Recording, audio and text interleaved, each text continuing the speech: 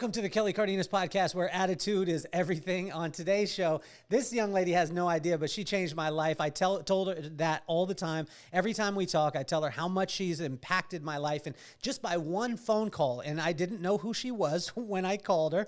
I jumped on a Zoom. One of my buddies called me and said, "Hey, you need to hop on this Zoom with this woman."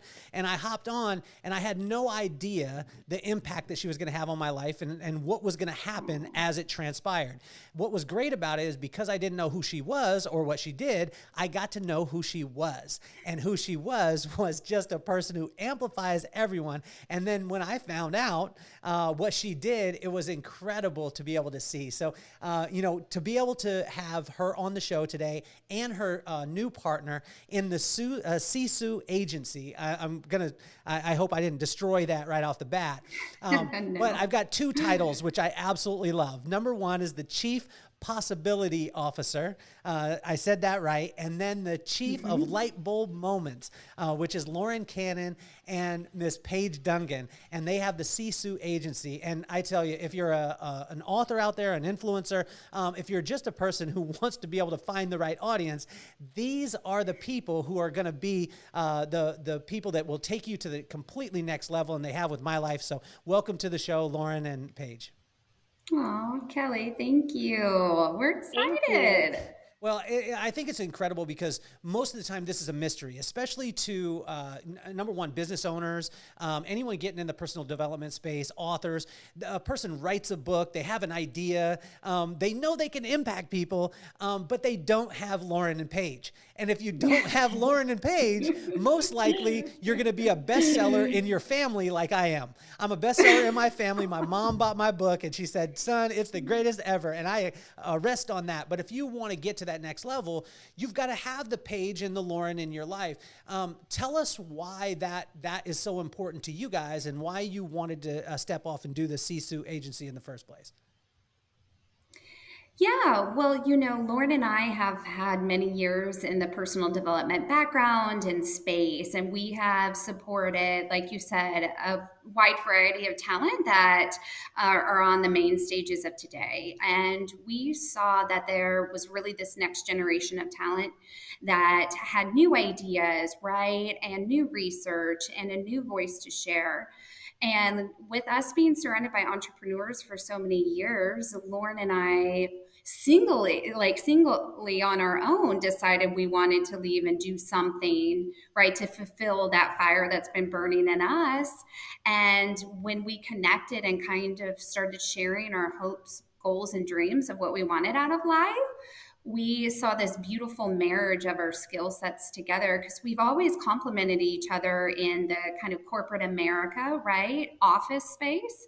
And so we thought, why not try it on our own and bring what we know in each of our areas of expertise and really be able to choose the talent that we believe in to help elevate them to exactly what you said, Anthony, whether that's being a household name or building a community of impact. We really want to be kind of that force that catapults them there.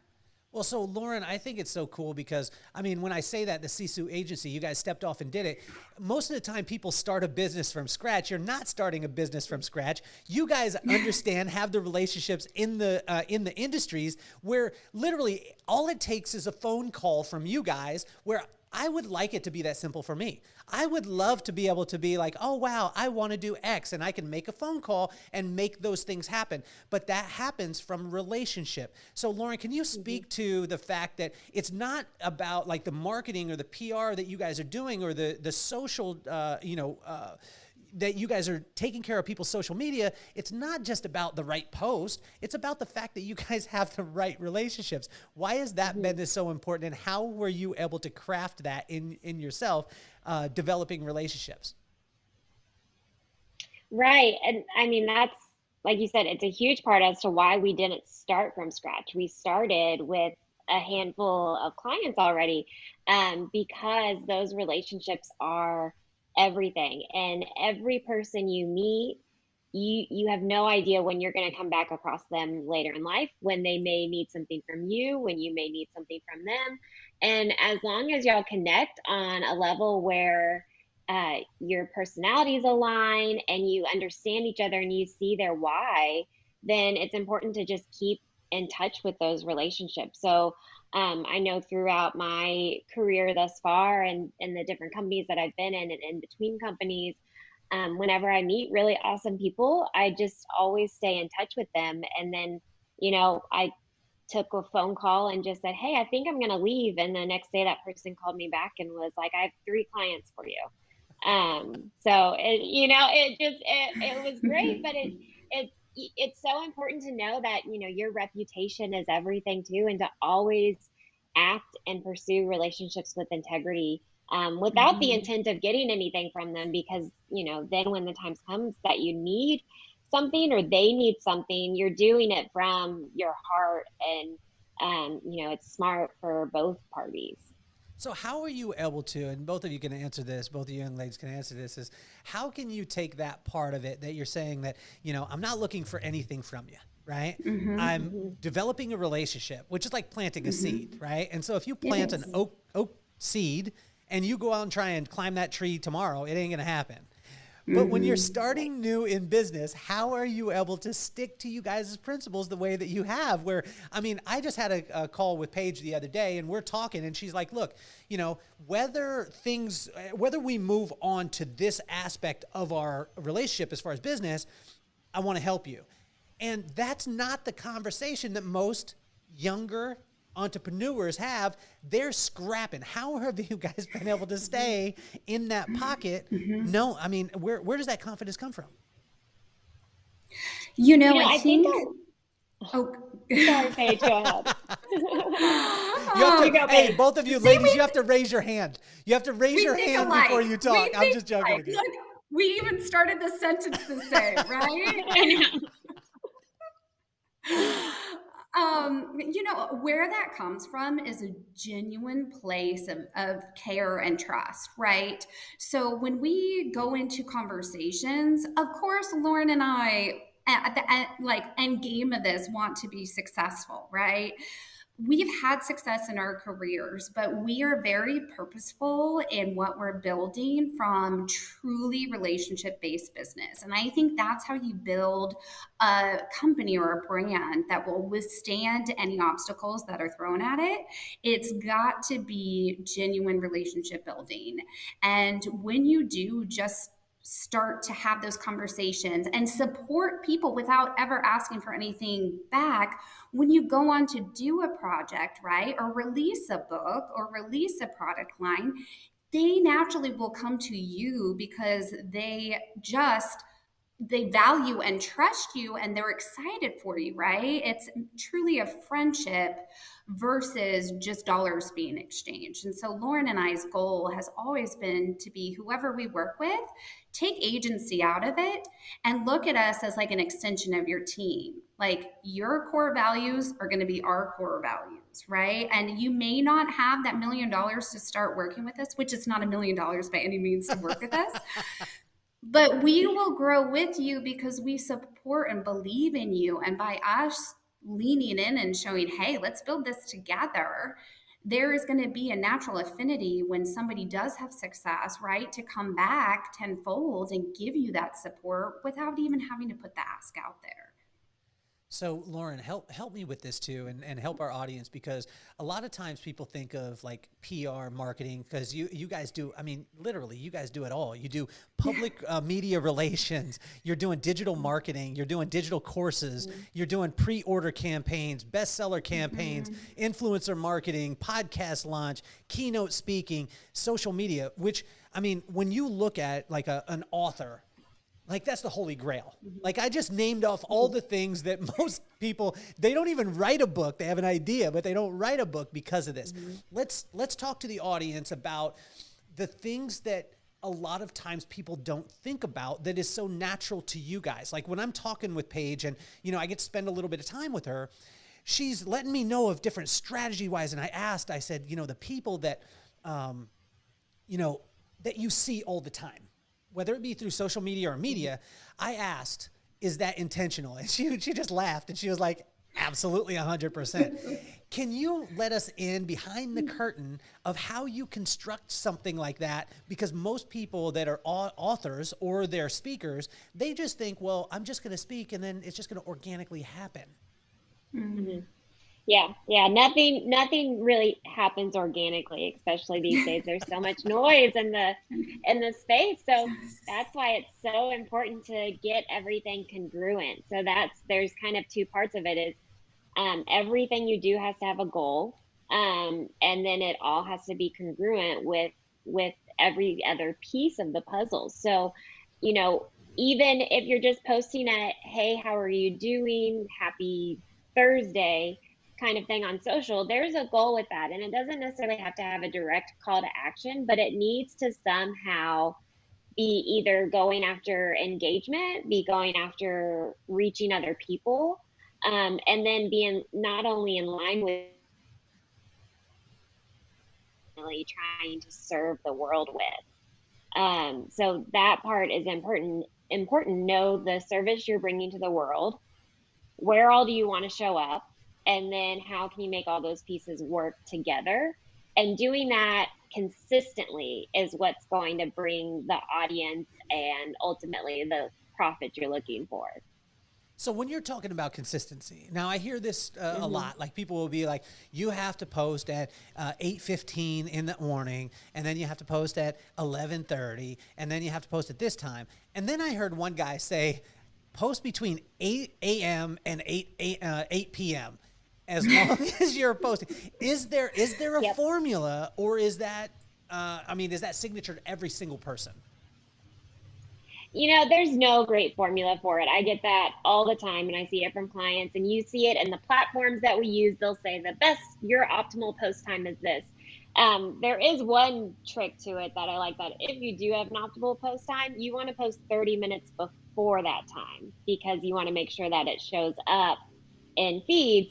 But honestly, the thing to do is post 2-3 times a day, whenever you want to post, but just post consistently. Like, people will get frustrated when something doesn't work and they'll back off, but you just got to show up every single day. So Paige, help me with this too, because let's talk to, we just talked to the kind of the latent audience, right? But let's talk to the author now. The author that has just, maybe they've written their book, maybe they've self-published, they've gone after that. What are the 3 missteps that you see with these things that if the person could do these things, the trajectory would change?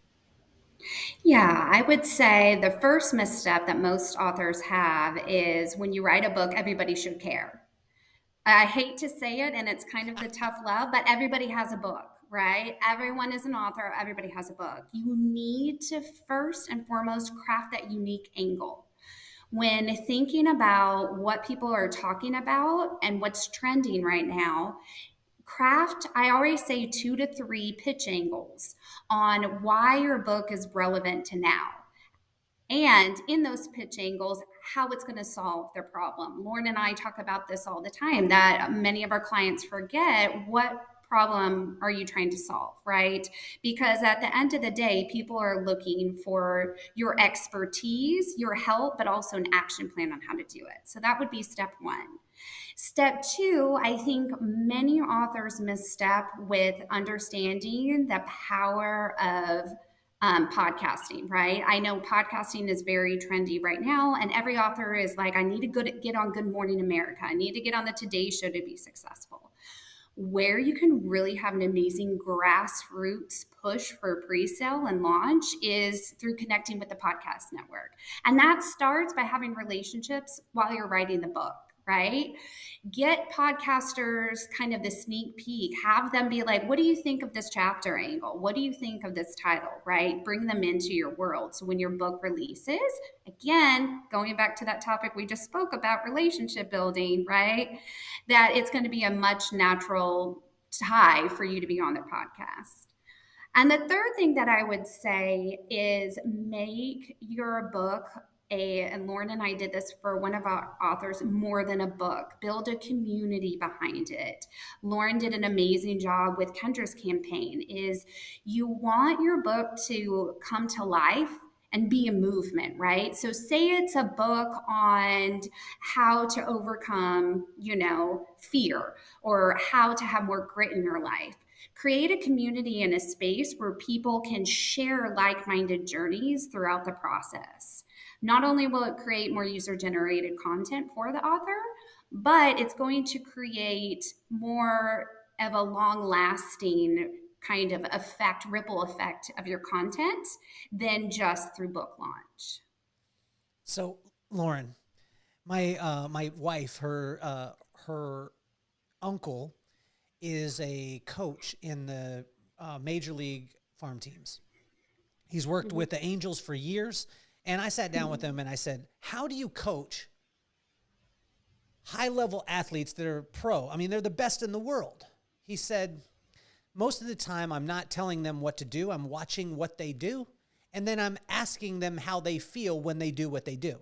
He said, because, Kelly, the difference between a ground out or a pop out and a home run is that much difference in his swing. So it's not the talent level that's so much different. It's the fact of that much. And I said, "Really? Does that much?" And he said, "Yes, you could swing this much different and you could hit a home run or you could get out every single time." Can you talk to us about that little bit? Because not every great speaker or every great influencer jumps to the stratosphere. There's some people that you watch and you're like, how can they be in that spot? But they have some things behind them. What are those things that help to differentiate between the person with very similar talent? What's that little space in between? That little space in between, it's actually a big, ugly monster called ego. And it's true. It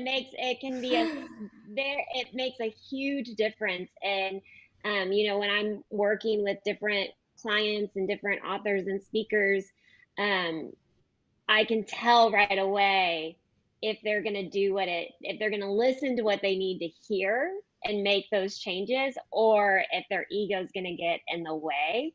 And that's where you really see the difference between the mega influencers and thought leaders out there and the people that are just kind of stuck on the mid level.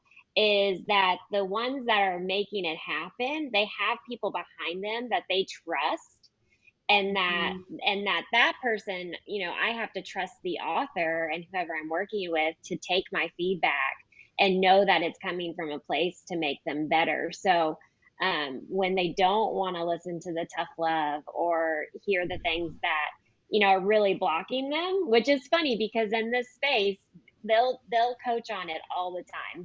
They can talk about it to their blue in their face, but they don't apply it. And so that is really the biggest difference between if you're going to get lightning in a bottle and skyrocket, or if you're going to stay kind of at this micro influencer level. So, Paige, help me with this too. And I've asked this in so many different industries. Are you born with it, or can you and Lauren create it? Here's the thing. It's just like in the entertainment world or sports world, right? We can pretty much create anything out of anything, right? But I believe what you have to have honest, raw truths to be able to be successful in our world. And what I mean by that is you need to, like Lauren said, ego is very much a part of it, and have that aside, but you need to be born with an inherent drive, right? And this drive needs to come in any way. It can be a small drive that maybe you're scared to lean into the drive, but it's there. But if you don't have that little voice in your head telling you to do more, try more, I want more than this, I'm better than this, right? If you don't have that natural instinct, it's almost impossible to make someone into something great, right? Because Lauren and I can only do so much. We cannot be the words coming out of your mouth, right? We cannot be what you're doing out there in the world. If we did, I think we'd have even more clients, right? But you've got to have some type of drive. We can tap into that drive and hone in on what that drive is really leading you to. But it's got to start everything that, like many other, teachers in this space, it truly has to start within here. So Lauren, this is the thing too, is like, with the Sisu Agency, you, and I'm saying this, you're not saying this, but you guys don't work with every single person. You're not the agency for every single person in the world. What do you look for when you're, because when I look at you guys, and why I admire you so much is because you're not selling your services, you're buying the person that comes in. Does that make sense? So you guys are looking and saying, like, do you align with our core values? Do you align with where we're going? Because ultimately they're going to be a representation of you. Talk to us about, and if I get you in trouble in these things, because, there may be a safe word, but you already said that we could talk about anything. Yeah. What do you look for? Like, what do you see? I mean, what are the little things? Like, I remember I used to, when we were at hair shows, when I was very young in the professional beauty industry, we would walk through the hair show and I would have a young kid with me and I would tell him, I would say, you got to watch, you got to look, right? So number one, we would look, hair was a big one because we were in the industry, but I would always tell the person that I was with, the young kid, I would say, check their shoes. Like, check their shoes. And if they're all put together, and when they're all put together, they got some nasty, crusty shoes that are, torn up, you could tell that they didn't have the detail part of it. And it's not about the amount of money that they spend on the shoes, because my dad taught me, even with the busted up pro wings that we had from Payless, make sure your shoes look good. And you could tell a lot about a person during that time. What are those little signs that you can see that most of us aren't, privy to, that you could spot it and say, like, okay, cool. I'm in or I'm out. Yep. Whenever I have the opportunity to be with people, in an event space, and that's where a lot of the people we've met before, we see them, it's how they treat the person they're standing next to. Do they have an awareness of who's next to them, whether they know them or not? Can I tell that they're aware that this person exists, or are they so focused in on themselves that they're not paying attention to that? And then if they have team with them, how are they treating the people on their team?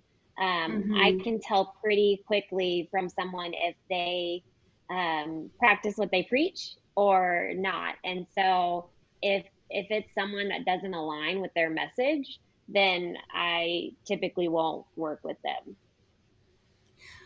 Go ahead, Paige. Well, and I think too that as an agency, we are very purposeful with creating kind of the lanes we work in. So we have said no to other clients outside of the space that we really want to focus in. And it's hard, right? Because we are 6 months old and we could use that revenue. But there are two clients that I'm thinking of. One, was completely outside personal development, but would have been a huge retainer. Another just wasn't the right fit with our core values as an agency at that time. And so, it's truly goes, like Lauren said, it goes back to us and our intuition and our purpose. And Lauren and I left, a world where you didn't have the option of who to choose to be with, and now we have that option of who to choose to work with, and we don't take that for granted. I mean, we don't take that lightly. So can you guys talk to the young women out there that want to be entrepreneurs? Because this is, I tell you, it's never been a shinier word in the history of the world. I remember when I first came in touch with the word entrepreneur when we were growing up. Lauren, you don't know this about me, but my dad got into a millionaire course in like 1984, one of the first ones. And we had to listen to millionaire tapes every night through a broken headphone, and he put it in our pillow, and we had to do what's called sleep teaching, which now I know is subconscious learning, but it was just torture to us. But when they said entrepreneur the first time, I was in 4th grade and I heard it and I was like, ha, that sounds like manure. I like the word, right? And then it became this, like, people talked about entrepreneurship, and then now it's this shiny, like, I want to be an entrepreneur. I'm an entrepreneur. Can you talk to us about the real part of being an entrepreneur? Oh yeah, the real part is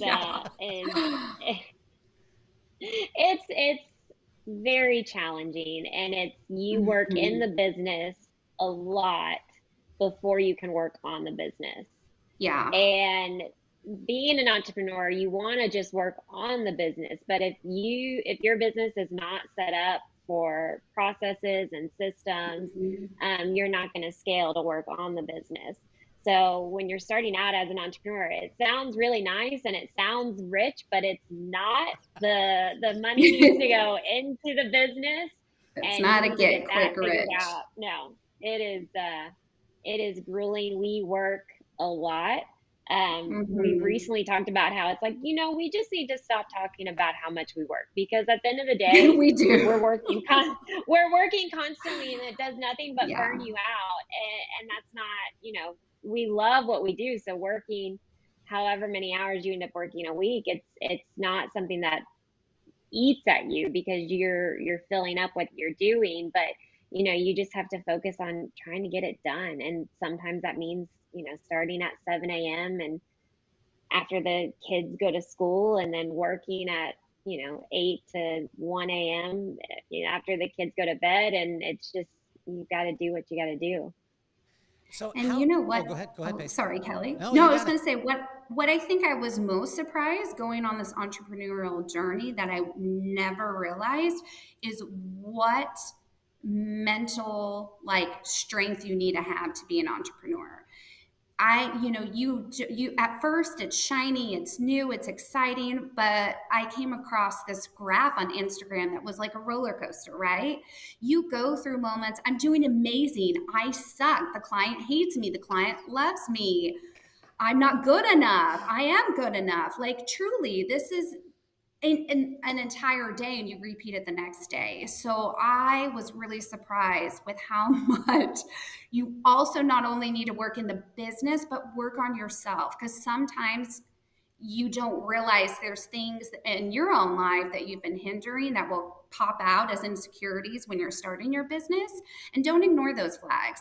Address them, right? Because as you're learning to grow as an entrepreneur, it also gives you the space to grow up here, right? And to be able to cause more room mentally to be a better person and better business person. But I'm telling you, Lauren and I will call each other crying, laughing, crying multiple times a day. I mean, you would think, we were in the loony bin. Well, I mean, looking at you from an outside perspective, people who see the Sisu Agency, they know you guys in the industry. They just think that there's no challenges. They think that, wow, Right. Paige and Lauren. I mean, literally, I've been looking for you two for my whole life. I really have. I've told you this before, Paige. Lauren, the more and more that we spend time together, I've been looking for you guys. Lauren, can you talk about some of the dark conversations that you've had with yourself lately? Because the reason why I say it is because I had a guy stop listening to my content, right? He said, I had to get off your Instagram. And I said, why? And he pulled me close. He looked around to see if anyone was there. He's like, because you're too positive. And I was like, what? And he said, my life kind of sucks. And you sound like your life is always going great. And I pulled him close and I said, guy, it's all about choosing joy. Like, I choose joy. It's not about the circumstances that happen to me that bring my happiness, because I don't go on happiness because it'll bring sadness. I go off the fact that I choose the fact that, you know what? I make up the rules. It's Kelly's world and everything works for Kelly and Kelly's world. That's it. But there's a lot of things that suck. But most people don't hear those dark conversations. What are some of the things that what's the conversation? What are some of those conversations that a superhero like yourself, Lauren, has heard lately? Oh, well, it's really challenging when you make a mistake in your work and with the clients that you work with, and it eats at you, because you'll see other people doing it and you're like, I screwed this up, and there's a million other people in the world that can do what I do. And so that, you start to feel imposter syndrome and like, I'm a fraud. And then, hopefully you fix the mistake, and you make it better the next time. And the other stuff is really just, how can I show up in the world for my clients, for my business partner? But at the same time, I've got young kids at home and a husband, and that gets really challenging when my office is usually set up in the kids' playroom, and they come over and they want to sit on my lap while I'm working on something, and then they want to, I feel guilty having Paw Patrol on in the background while they're, so that they're entertained so I can get work done. And, I'll have times at night where my 3-year-old will come and just close my laptop. I'll be working and she's like, no, no, no more. And that kills me because there's always work to do and there's always something to do when you're an entrepreneur, when you have a business. And especially when you're in a client business, you know, your clients, they're messaging you Saturday, Sunday, there's not really a time limit to it. And so, it's really hard if you don't set those kinds of boundaries to maintain your sanity at home and be a present parent. So the question I have for you guys too is, Kendra Hull, amazing woman, amazing, right? I wouldn't have known about her if it wasn't for you guys, right? And I met her and I was like, wow, this is so amazing. I was just energized. I got off. And then when I talked to Paige, she let me know the other day when we were having the conversation, nothing happens by chance, right? So the things are constructed. And then I thought about it. I was like, wow, she was so authentic in delivering it. It was who she was, but everything made me feel the way that you guys wanted me to feel in the first place. And it's incredible how this goes. I think one of the things that I want to ask you about is take us behind the construction of the pre-order campaign, because I watched this happen. If I didn't know you guys, I would just be like, wow, I keep seeing this book that's about storytelling, and storytelling is your life. Change your story, change your life. Now you guys are shaking your head and you're like, yeah, that was a lot of Paw Patrol in the background and late nights. And so take us through that, because most people don't understand the gravity of what it is that you do to construct something that all the foundation that is looking so pretty on the outside. There's so much strong foundation on the bottom that you guys have created that a lot of times people, maybe they're not picking up on. Lauren, do you want to first start on the marketing side of it, and then I'll do the PR arm of the campaign? Yeah. Can you, before you absolutely. get into it, Lauren, can you explain too, because people, I think, never understand the difference between the two. They're like PR and marketing. They just smash them together, right? They do, but they're so different. They're sisters, right? They complement each other, but they have two different personalities. So help me if you guys were explaining it to my 10-year-old son, Maddox, and you were going to say, this is PR and this is marketing, and they are two different, completely different aspects. Can you explain that before we jump into the construction of how you guys put it together? I mean, I think on the PR side, it's think of the Hollywood sign, right? In LA, you know it, everybody sees it, it's a tourist attraction. That's what PR does. We're trying to make you the Hollywood sign. We want people to know you, see you, hear you everywhere. Like, in a nutshell, our job is to put you on every platform possible and get you to the Hollywood sign status. Okay. And for the marketing side, it is everywhere you see the Hollywood sign, besides where the Hollywood sign actually lives. It's making sure that you're aware of the existence of it, and trying to push you to, hike the trail up to be the Hollywood sign. I've never heard it put like that, and that makes it so much simpler. I hope all the people out there listening understand, because a lot of times people are like, I mean, for me, and I could tell you this when I say other people, when I started my company very early on, people were like, what are you going to do for PR? What are you going to do for marketing? And I was like, I'm going to put on that hat, and then I'm going to put on that hat, and then I'm going to go and do the stuff. Yeah. But I didn't realize that there was the Paige and the Lauren out there. I didn't realize that, those kind of things. But it makes so much sense. So now, Lauren, we've been eagerly awaiting to understand. Take us behind the scenes. Take us to that little, behind the curtain, the Oz, because you constructed it. You pulled the levers and made sure that all these things happen. Yeah, you have to start with knowing what the people want and what pain you're going to solve for them. So, I don't want to ever start assuming I know and having the client I work with assume they know the problem that their audience is seeking help for. So we start with a survey and get as many responses as we can, and that's really your greatest asset as a marketer, is to survey the people and let them tell you what they need. Don't just assume that they have a fear of imposter syndrome or something, because what we found was that everyone in Kendra's audience had a fear of not being enough, not feeling good enough. And so we were able to take our survey and build everything, every single campaign, every marketing message off of that. So we went into designing the pre-order curriculum for, what would benefit them. Would it be a course? Would it be a quiz? And then what ultimately that content should be. So then, it's me and the client going back and forth with script writing and designing exactly what will solve the problem, and then how we tie the book into all of that. It's just making sure that it's all congruent, and you're wanting to build a lot of value. So people are buying a $24 book, but nowadays people don't want to, they want a lot more for that $24. They want $300 worth of something. So you have to make sure that you can add that in and give them those different incentives, but you have to kind of expand it out through your campaign. You don't want to give it all at once. You want to make sure that you're kind of dripping it out. So you're building excitement and new audiences at the same time.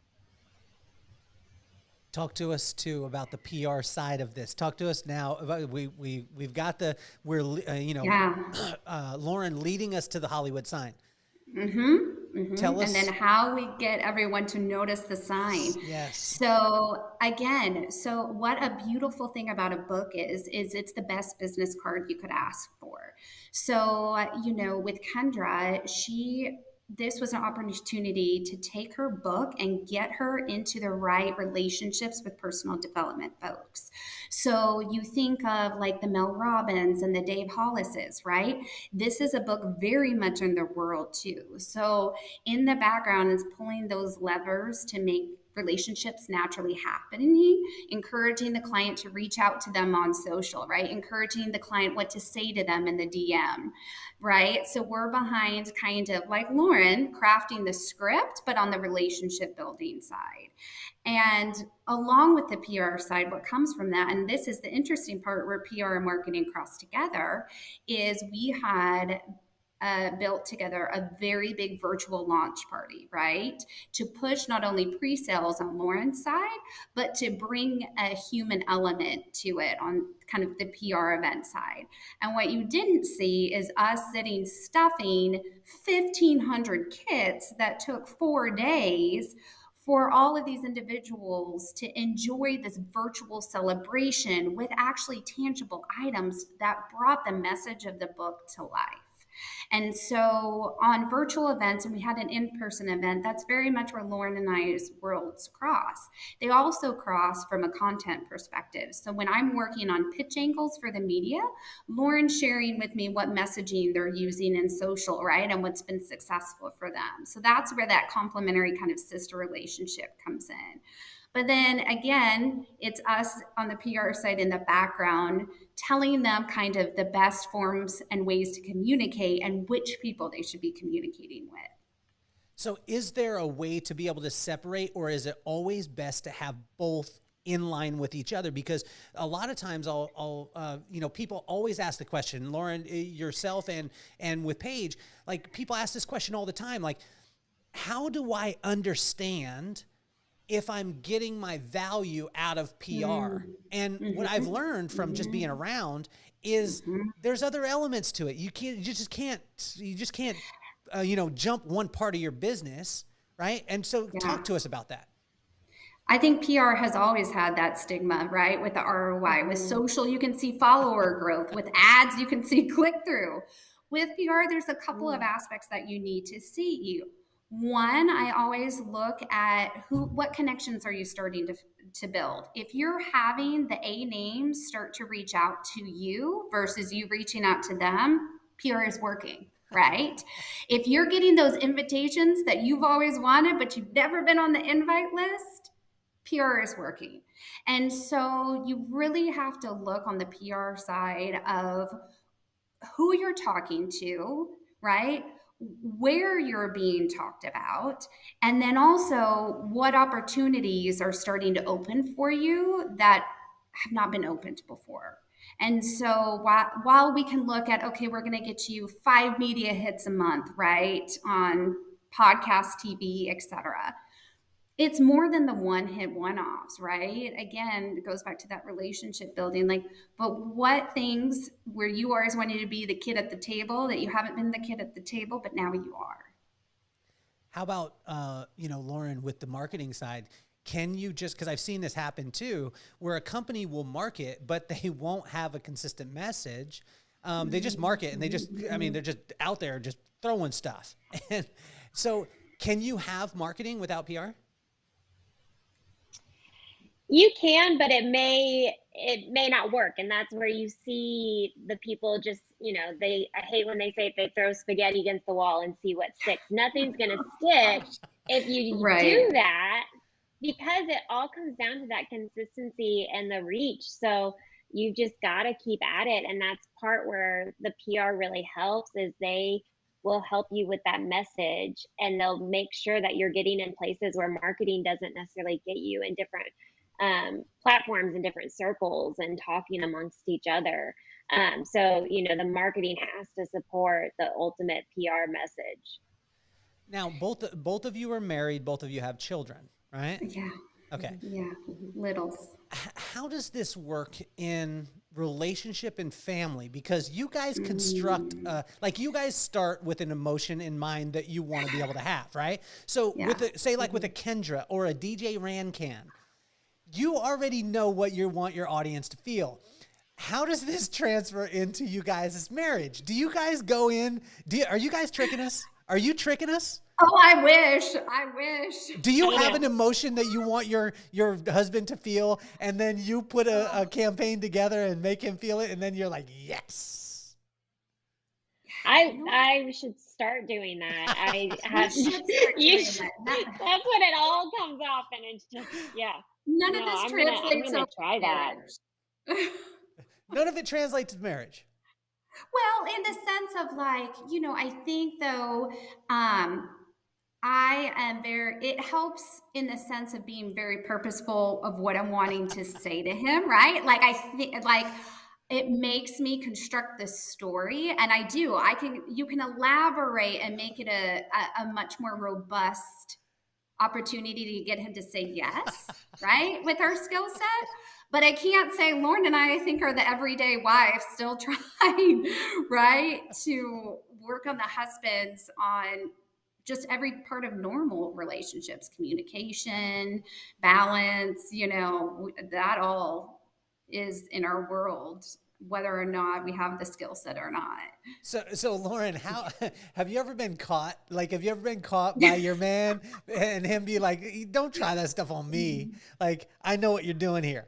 You know what I'm saying? Because really, when you think about a bestseller campaign, I remember when I wrote my book, which I'm a bestseller in my family.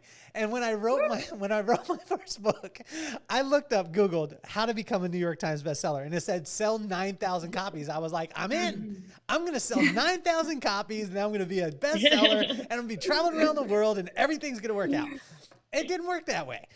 So, but you guys have campaigns on how to do it, campaigns on pre-sale, campaigns on how to get verified. Has your husband ever caught you in a campaign in your relationship that you're in and he's like, stop doing that? He's probably caught me on campaigns with our kids to be like, that's not going to work on the 3-year-old throwing the tantrum, where I'm trying to redirect and get her to want to do the thing that I'm wanting to do. And so that definitely works. And I mean, with him, he probably hasn't caught me doing it, but there's definitely times where it's like, okay, we need to just focus on this. And then he'll be like, stop doing that. When's the last time you tricked him? Either one of you can answer. And he didn't know, and he still doesn't know, but you got the result that you wanted. Oh, that happened with our family vacation that we booked this May. So I tricked him. I spelled out this elaborate story of the kids and the beach and the water and the storytelling. And, my husband is very much a budgeter and very much like, what can we use points for, right? Well, the hotel wasn't on points. And so what I did is I literally put this PowerPoint together and showed him of all the beautiful features of the hotel and what the kids are going to be enjoying. I knew what I was doing. I knew the messaging that I was portraying to him. And he immediately was like, let's do it. And to this day, I think he's surprised. Like, he still makes comments about how he said yes, but he has never correlated the presentation and the storytelling as my tactics to get him to yes, when I know it probably would have been a no otherwise.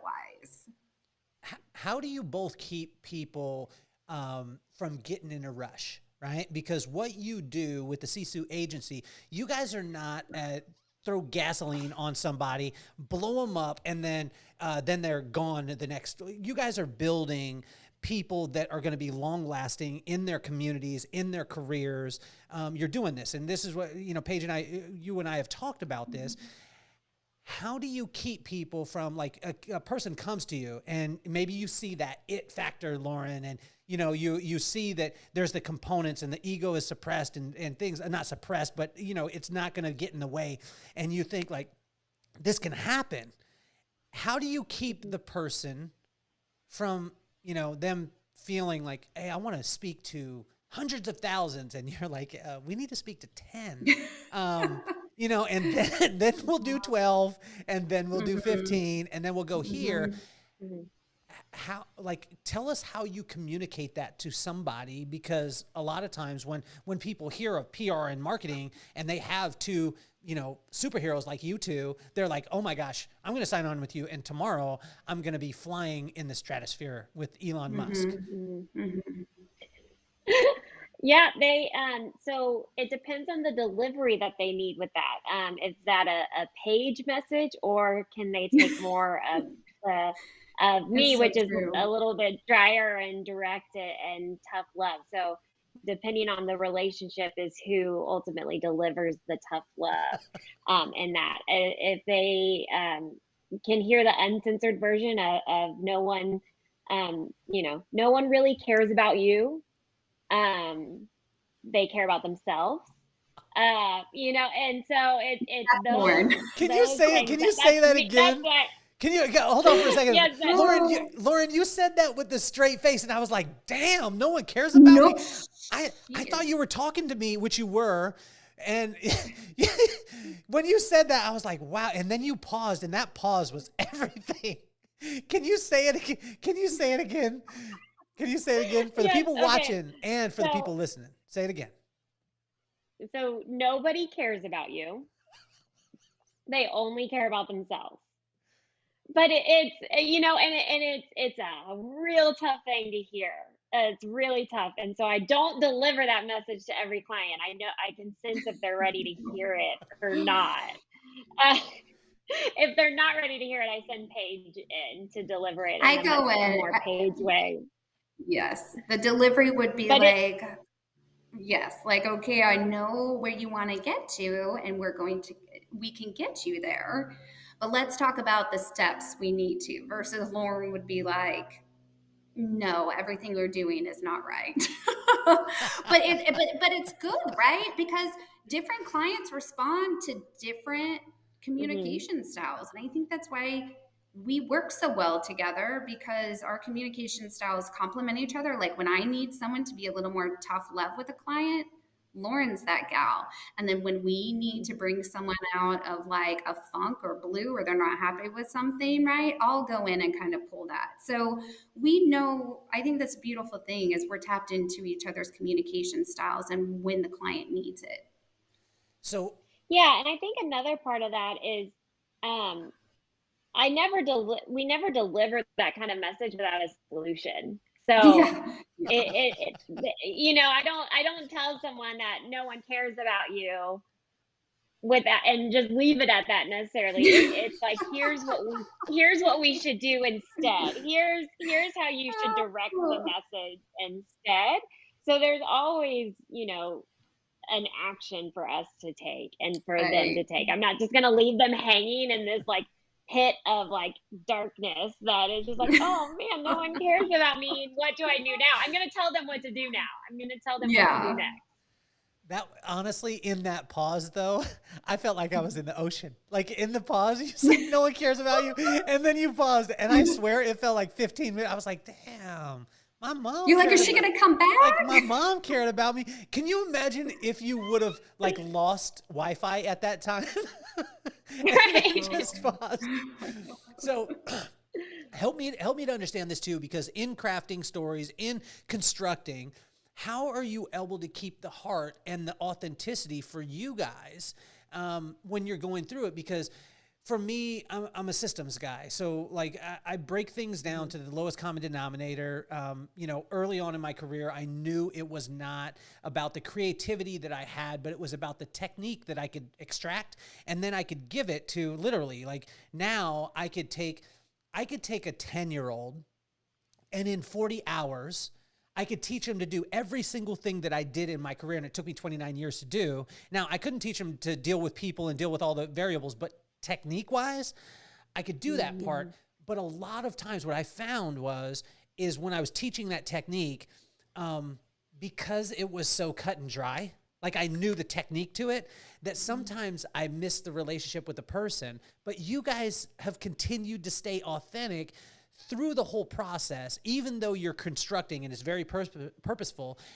Can you please let us behind the scenes on that and how you both are able to do that?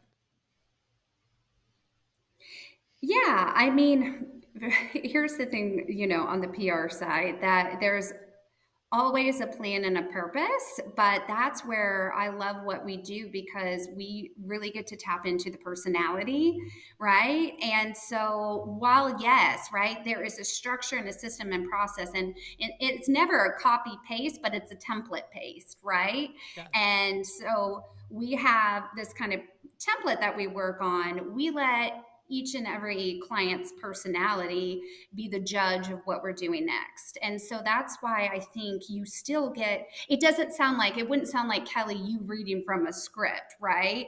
It's going to come from how you speak and how you deliver and what your mannerisms are. Even though in your ear, we're telling you exactly what we want as the outcome, there's always wiggle room to put your own flair on it, right? It's never going to be, like I said, a copy paste. We just use the template for what we know is successful. And then we leave the blank spaces based on the individual's own personality.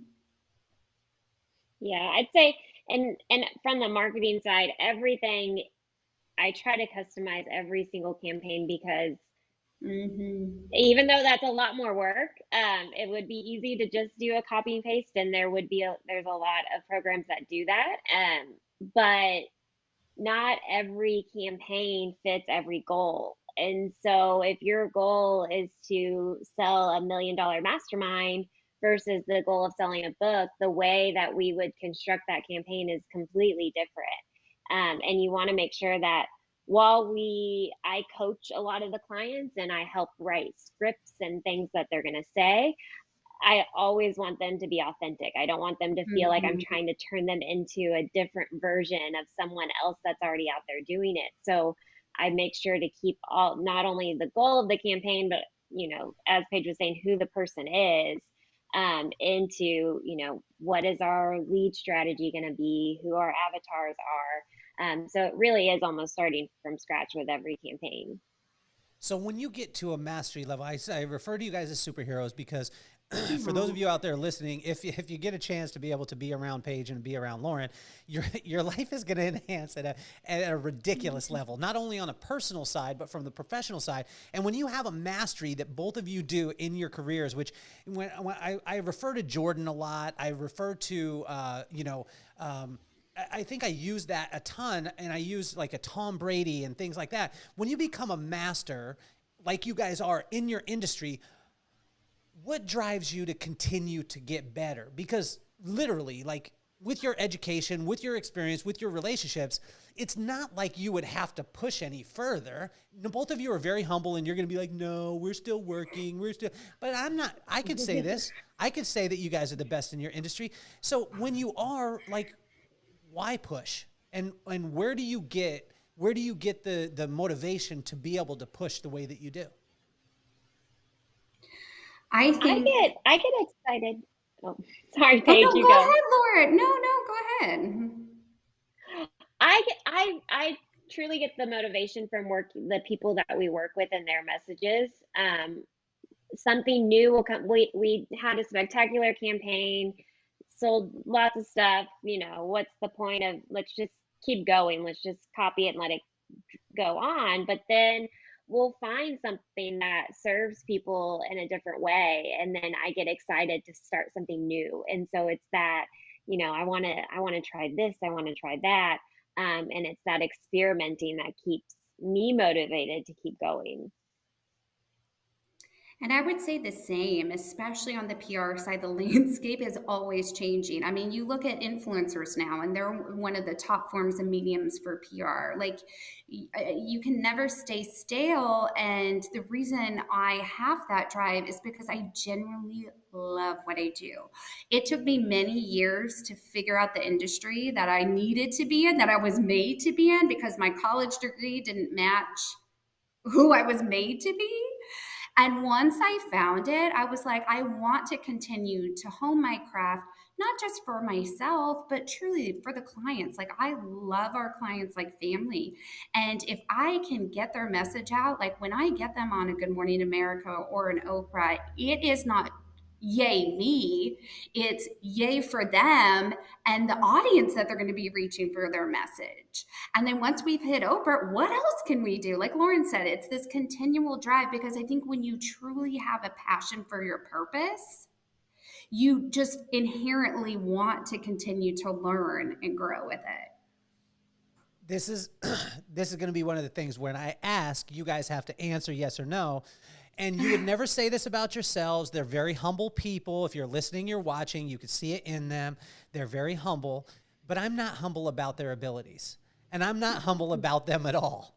So is there anyone in the world that if they did what you said, that you couldn't spiral into the stratosphere?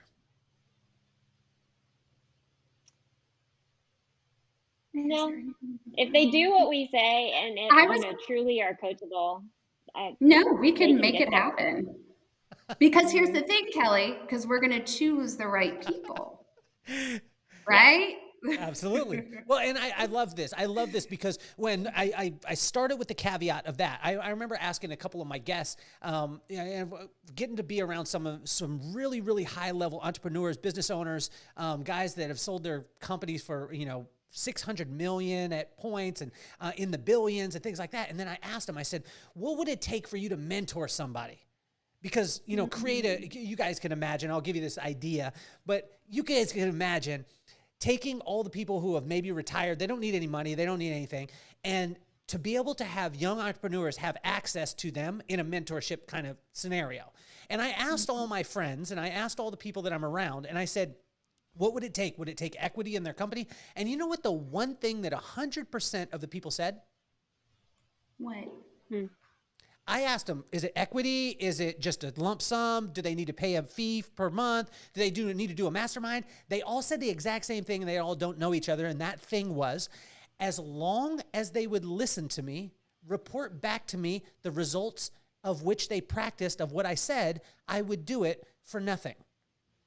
Mm-hmm. And it blew my mind. I mean, it blew my mind in that. And so that's the reason why I asked the question, is because, I think that, for those of you out there that are, going to write a book and, that you're in that space, when you find someone like a Lauren and like a Paige, listen to them. Listen to them. And when I ask you, and when I say the caveat of if they listen to you, could you make them? And, Lauren was like, yep. Paige, you're like, yep. But it's amazing because most of the time the challenge is just not the application of it. I want to thank both of you guys for being on the show. The Sisu Agency, I just think, I'm so happy because I know Paige was saying that it's one of the first interviews that you guys have done. It is our first, yeah. And I'm so excited about this and, and what you guys are doing, because you guys are truly, again, I think masters at their craft are not trying to grab a hold of every single thing. They're trying to do what they are meant to do at the best of their ability. And I want to congratulate both of you on that. The reason why I started the podcast is because of my kids, Maddox and McKenna. Maddox is 10 years old, and he's an absolute superhero, and just lives in his own world. My daughter is 13 years old. Her name is McKenna. She is an artist. She does everything from her heart, and she has the funniest personality that you could ever think of. I started it because I wanted to take iconic people like yourselves, and I wanted to show my kids that iconic people weren't superheroes. They were human beings with an amazing attitude and great work ethic. What advice would you have for Maddox and McKenna? And if you could use both of their names, it would be amazing. Maddox and McKenna, my number one piece of advice is don't stop. Don't stop because you think I'm not good enough. Don't stop because you think I don't know how to do it. Don't stop because of what anybody else says, right? That I know is a phrase that has been used so many times, but truly, whatever you have the heart for, you will be successful in. I would say to Maddox and McKenna, you will be successful at anything you do. You will be the best at anything you do as long as you don't stop trying until you are. And you will figure it out. Whatever you don't know, just pursue it with the thought that you will figure it out and you will get it done, and you will always be the best at what you do. Chief Possibility Officer and Chief of Light Bulb Moments of Sisu Agency. Guys, both of you ladies have been absolutely phenomenal. You have exceeded expectation and added so much value. Now the time, if you're listening, you're watching, number one, you've fallen in love with Lauren and Paige, and you want to find out about the Sisu Agency, which is the SisuAgency.com. You need to check it out. Also, too, if you found any value in it, which I know every one of you did, you need to share it with somebody. You need to share it with women entrepreneurs. You need to share it with authors that need to get their voice out there and get outside of being a best-selling author in their own family. Anybody who wants to craft a message, wants to trick their husband into going on vacation, share this with every single person that you possibly can. He's not watching. He is going to watch. I'm going to send him clips. But I want to thank you both for being on the show and taking your time. And thank you, you have just added so much value today, and I really, really appreciate who you are and on a side note, what you do. Thank you for having us, Thank Kelly. you. It's been Thank a you true for having joy. us. You got it. You're officially off the hot seat.